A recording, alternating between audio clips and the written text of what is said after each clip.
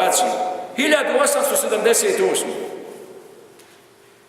Godinu dana su između sultana, halifu i šejhul islama koji je ispred njega u Istanbulu vodio vjerske poslove, trajali pregovori, trajali razgovori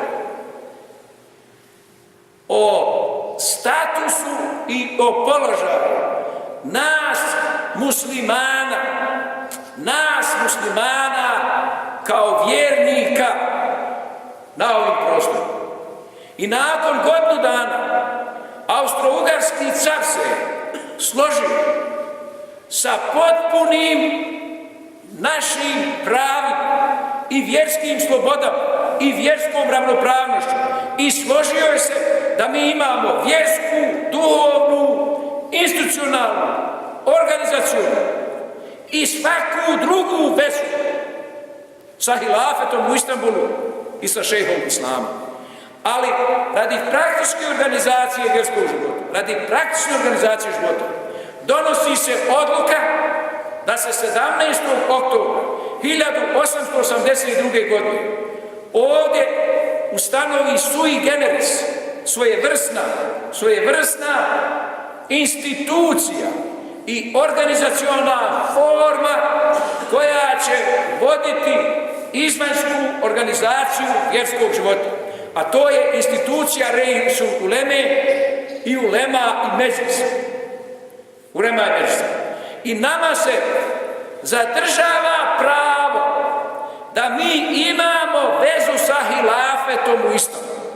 A hilafet u Istanbulu je preuzeo hilafet od Abasija 1517.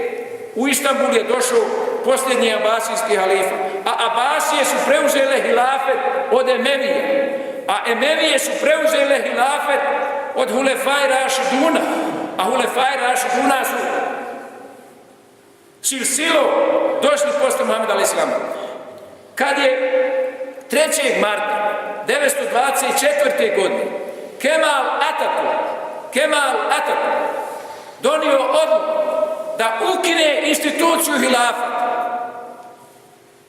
Hvala Bogu da mu je dragi Allah oduzeo pamet, da nije donio odluku da se ukida institucija Reisul Uleme i Ulema i Medžlis. Tako da smo mi jedna jedinstvena, neponovljiva vjerska zajednica. Makoliko mi u poslovima izgledali traljavi, smotani, aljkavi, podcjenjujemo sami sebe, ne držimo od sami sebe. Neka znate, pod nebeskom kapu od 924.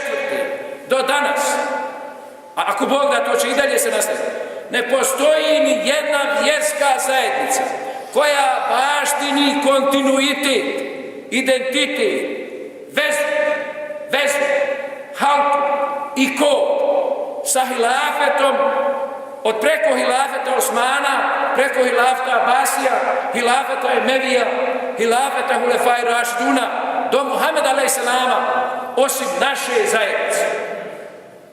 naše zajednice.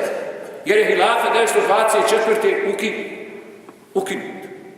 A nije ukinuta institucija Reisa i nije ukinuta institucija Ulema i Medžlisa.